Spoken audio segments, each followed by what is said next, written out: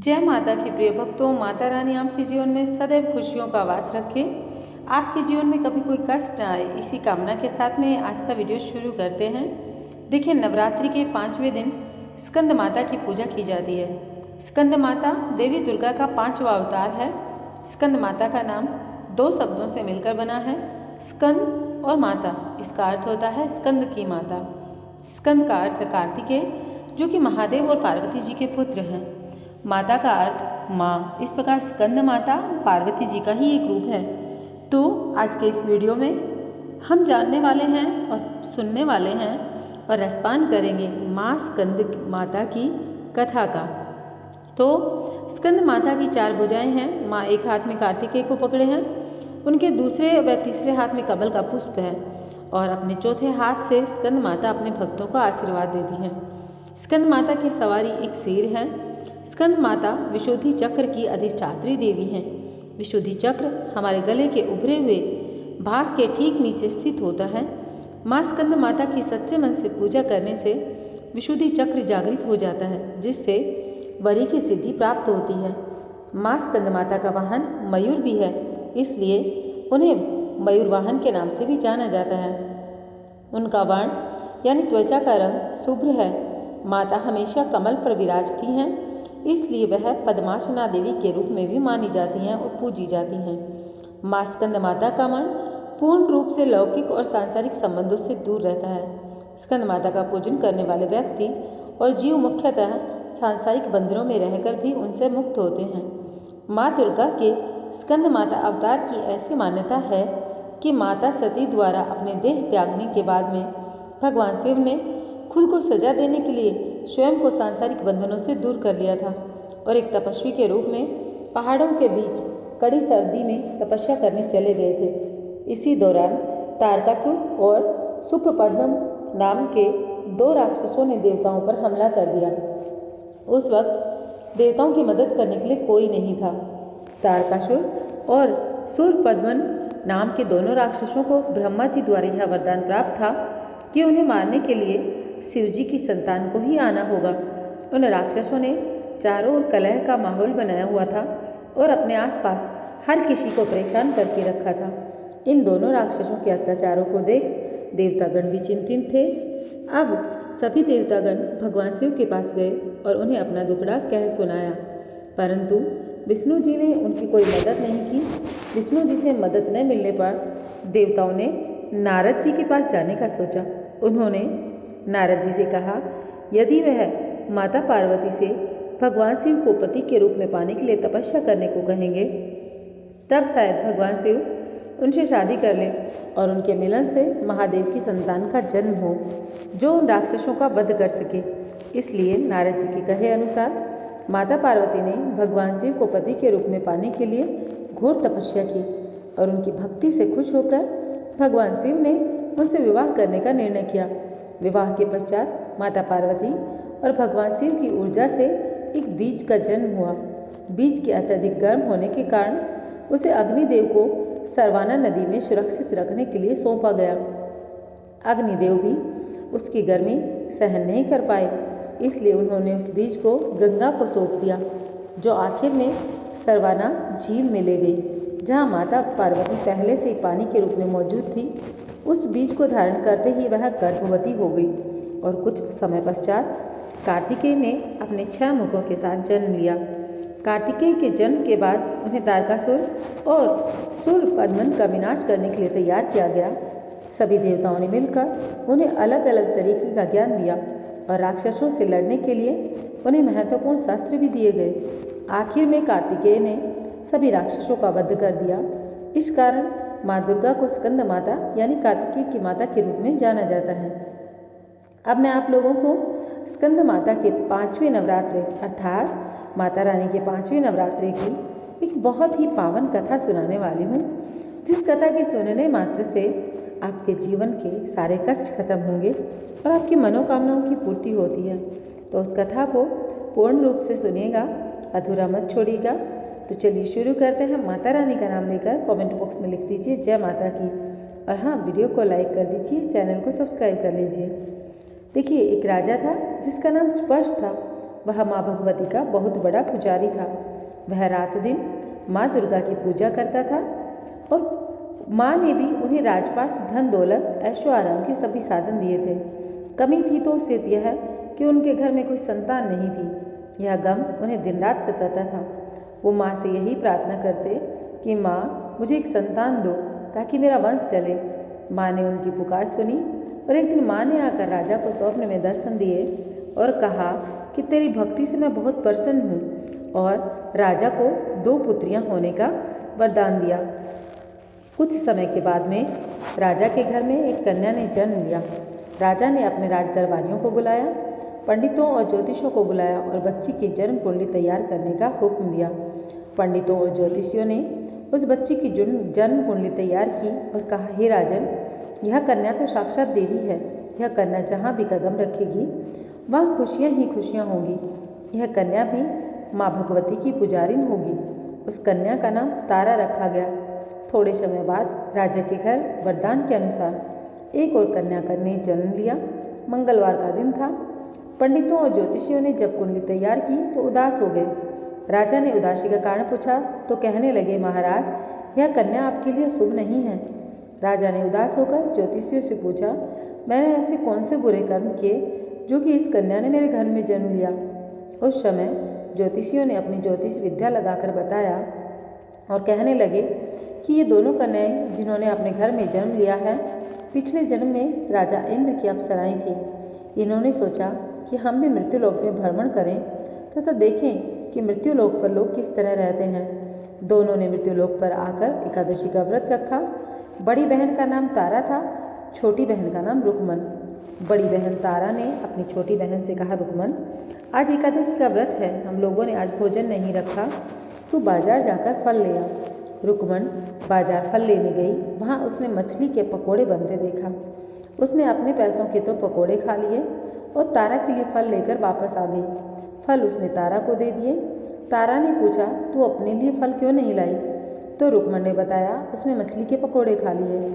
उसी वक्त तारा ने शाप दिया, जा नीच, तूने एकादशी के दिन मांस खाया, नीचों का कर्म किया, जा मैं तुझे शाप देती हूँ, तू नीचों की जून पाए।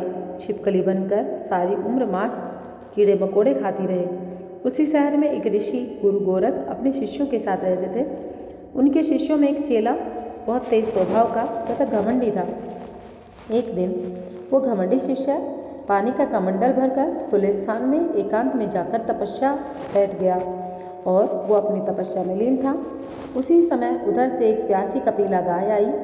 उस ऋषि ने अपने पास पड़े कमंडल में पानी पीने के लिए जैसे उस गाय ने ऋषि के कमंडल में मुंह डाला, सारा पानी पी गई। जब कपिला गाय ने मुंह बाहर निकाला तो खाली कमंडल की आवाज़ सुनकर उस ऋषि की समाधि टूटी। उसने देखा गाय ने सारा पानी पी लिया। ऋषि ने गुस्से में आकर कपिला गाय को बहुत बुरी तरह चिमटे से मारा। वह गाय लहूलुहान हो गई। यह खबर गुरु गोरख को मिली। उन्होंने जब कपिला गाय की हालत देखी तो उस ऋषि को बहुत बुरा भला कहा और उसी वक्त आश्रम से निकाल दिया। गुरु गोरख ने गाय माता पर किए गए पाप से छुटकारा पाने के लिए कुछ समय बाद एक यज्ञ रचाया। इस यज्ञ का पता उस शिष्य को भी चल गया जिसने कपिला गाय को मारा था। उसने सोचा कि वह अपने अपमान का बदला जरूर लेगा। यज्ञ शुरू हो गया। उसके चेले ने एक पक्षी का रूप धारण किया और चोंच में सर्प लेकर भंडारे में फेंक दिया, जिसका किसी को पता न चला। एक छिपकली जो पिछले जन्म में तारादेव की छोटी बहन थी, बहन के साप को स्वीकार कर छिपकली बनी थी। सर्प का भंडारे में गिरना देख रही थी। उसे त्याग व परोपकार की शिक्षा अब तक याद थी। वह भंडारा होने तक घर की दीवार पर चिपकी समय की प्रतीक्षा करती रही। कई लोगों के प्राण बचाने हेतु उसने अपने प्राण न्यौछावर कर लेने का मन ही मन निश्चय किया। वह खीर भंडारे में दी जाने वाली थी। बांटने वालों की आंखों के सामने वह छिपकली दीवार से कूदकर कढ़ाई में जा गिरी। नादान लोग छिपकली को बुरा भला कहते हुए खीर की कढ़ाई को खाली करने लगे। उन्होंने उसमें मरे हुए सांप को देखा। तब सबको मालूम हुआ कि छिपकली ने अपने प्राण देकर उन सबके प्राणों की रक्षा की है। उपस्थित सभी सज्जनों और देवताओं ने उस छिपकली के लिए प्रार्थना की कि उसे सब योनियों में उत्तम मनुष्य जन्म प्राप्त हो और अंत में वह मोक्ष को प्राप्त हो। तीसरे जन्म में वह छिपकली राजा स्पर्श के घर कन्या जन्मी। दूसरी बहन तारा देवी ने फिर मनुष्य जन्म लेकर तारामती नाम से अयोध्या के प्रतापी राजा हरिश्चंद्र के साथ विवाह किया। राजा स्पर्श ने ज्योतिषियों से कन्या की कुंडली बनवाई। ज्योतिषियों ने राजा को बताया कि कन्या आपके लिए हानिकारक सिद्ध होगी, शकुन ठीक नहीं है, अतः आप इसे मरवा दीजिए। राजा बोले, लड़की को मारने का पाप बहुत बड़ा है, मैं उस पाप का भार नहीं ढो सकता। तब ज्योतिषियों ने विचार करके राय दी, हे राजन, आप एक लकड़ी के इस संदूक के ऊपर से सोना चांदी आदि चढ़वा दें और उस संदूक के भीतर लड़की को बंद करके नदी में प्रवाहित कर दें। सोने चांदी से जड़ा हुआ संदूक अवश्य कोई लालच से निकाल लेगा और आपकी कन्या की हत्या भी नहीं करेगा, उसको पाल लेगा, आपको किसी प्रकार का पाप न लगेगा। ऐसा ही किया गया। नदी में बहता हुआ संदूक काशी के समीप एक भंगी को दिखाई दिया। वह संदूक को नदी से बाहर निकाल लाया। उसने जब संदूक खोला तो सोने चांदी के अतिरिक्त अत्यंत रूपवान कन्या दिखाई दी। उस भंगी की कोई संतान न थी। उसने अपनी पत्नी को वह कन्या लाकर दी तो पत्नी की प्रसन्नता का ठिकाना न रहा। उसने अपनी संतान के समान ही बच्ची को छाती से लगा लिया। भगवती की कृपा से उसके स्तनों में दूध उतर आया। पति पत्नी दोनों ने प्रेम से कन्या का नाम रुक्को रख दिया। रुक्को बड़ी हुई, उसका विवाह हुआ। रुक्को की सास राजा हरिश्चंद्र के घर साफ सफाई का काम करने जाती थी। एक दिन वह बीमार पड़ गई। रुक्को महाराजा हरिश्चंद्र के घर काम करने पहुंच गई। महाराज की पत्नी तारामती ने जब रुक्को को देखा तो वह अपने पूर्व जन्म के पुण्य से उसे पहचान गई। तारामती ने रुक्को से कहा, हे बहन, तुम मेरे यहाँ निकट आकर बैठो। महारानी की बात सुनकर रुक्को बोली, रानी जी, मैं नीच जाति की भंगिन हूँ, भला मैं आपके पास कैसे बैठ सकती हूँ। तब तारामती ने कहा, बहन, तू पूर्व जन्म में मेरी सगी बहन थी। एकादशी का व्रत खंडित करने के कारण तुम्हें छिपकली की योनि में जाना पड़ा था। जो होना था सो हुआ। अब तुम अपने इस जन्म को सुधारने का उपाय करो तथा भगवती वैष्णो माता की सेवा करके अपने जन्म सफल बनाओ। यह सुनकर रुक्को को बड़ी प्रसन्नता हुई। उसने उपाय पूछा। रानी ने बताया कि वैष्णो माता सब मनोरथों को पूरा करती हैं। जो लोग श्रद्धापूर्वक माता का पूजन एवं जागरण करते हैं उनकी सभी मनोकामनाएं पूर्ण होती हैं। रुक्को ने प्रसन्न होकर माता की मनोती करते हुए कहा, हे माता, यदि आपकी कृपा से मुझे एक पुत्र प्राप्त हो गया तो मैं भी आपका पूजन व जागरण करवाऊंगी। माता ने प्रार्थना को स्वीकार कर लिया। फलस्वरूप 10वें महीने उसके गर्भ से एक सुंदर और हष्टपुष्ट बालक ने जन्म लिया। परंतु दुर्भाग्यवश रुक्को को माता का पूजन जागरण कराने का ध्यान न रहा। जब वह बालक 5 वर्ष का हुआ, एक दिन उसे माता निकल आई। माता अर्थात चेचक। रुक्को दुखी होकर अपने पूर्व जन्म की बहन तारामती के पास आई और बच्चे की बीमारी का सारा वृतांत सुनाया। तब तारामती ने कहा, तू जरा ध्यान करके देख कि तुझसे माता के पूजन में कोई भूल तो न हुई। इस पर रुक्को को 6 वर्ष पहले की बात याद आई। उसने अपराध स्वीकार कर लिया। उसने फिर से निश्चय किया कि बच्चे को आराम आने पर जागरण अवश्य कराएगी। भगवती की कृपा से बच्चा दूसरे दिन ही ठीक हो गया। तब रुक्को ने देवी के मंदिर में ही जाकर पंडित जी से कहा, मुझे अपने घर माता का जागरण कराना है, अतः आप मंगलवार को मेरे घर पधार कर कृतार्थ करें। पंडित जी बोले, अरे रुक्को, तू यही 5 रुपये दे जा, हम तेरे नाम से मंदिर में जागरण करवा देंगे। तू नीच जाति की स्त्री है, हम तेरे घर आकर देवी का जागरण नहीं कर सकते। रुक्को ने कहा, हे पंडित जी, माता के दरबार में तो ऊंच नीच का कोई विचार नहीं होता। वे तो सब भक्तों पर समान रूप से कृपा बरसाती हैं, अतः आपको कोई ऐतराज नहीं होना चाहिए। इस पर पंडित जी ने आपस में विचार करके कहा, यदि माता रानी तुम्हारे जागरण में पधारें तब तो हम भी स्वीकार करें। यह सुनकर रुक्को महारानी के पास आई और सब वृत्तांत सुनाया। तारामती ने जागरण में सम्मिलित होना सहर्ष स्वीकार किया। जिस समय रुक्को पंडितों से यह कहने के लिए गई थी, महारानी जी जागरण में आवेंगी, उस समय सेन नाई वहाँ था। उसने सब सुन लिया और महाराजा हरिश्चंद्र को सूचना दी। राजा को सेन नाई की बात पर विश्वास नहीं हुआ। महारानी भंगियों के घर जागरण में नहीं जा सकती। फिर भी परीक्षा लेने के लिए उसने रात को अपनी अंगुली पर थोड़ा सा जीरा लगा लिया, जिससे कि नींद न आए। रानी तारामती ने जब देखा कि जागरण का समय हो रहा है परंतु महाराज को नींद नहीं आ रही, तो उसने माता वैष्णो से मन ही मन प्रार्थना की, हे माता, आप किसी उपाय से राजा को सुला दें ताकि मैं जागरण में सम्मिलित हो सकूं। राजा को नींद आ गई। तारामती रोशनदान से रस्सा बांधकर महल से उतरी और रुक्को के घर जा पहुंची। उस समय जल्दी के कारण रानी के हाथ से रेशमी रुमाल, पाँव का एक कंगन रास्ते में ही गिर पड़ा। उधर थोड़ी देर बाद राजा हरिश्चंद्र की आंख खुल गई। वह भी रानी का पता लगाने निकल पड़े। उसने मार्ग में कंगन व रुमाल देखा। राजा ने दोनों चीज़ें रास्ते से उठाकर अपने पास रख ली और जहाँ जागरण हो रहा था वहाँ जा पहुँचा। एक कोने में चुपचाप बैठकर दृश्य देखने लगा। जब जागरण समाप्त हुआ तो सबने माता की अरदास की। उसके बाद प्रसाद बांटा गया।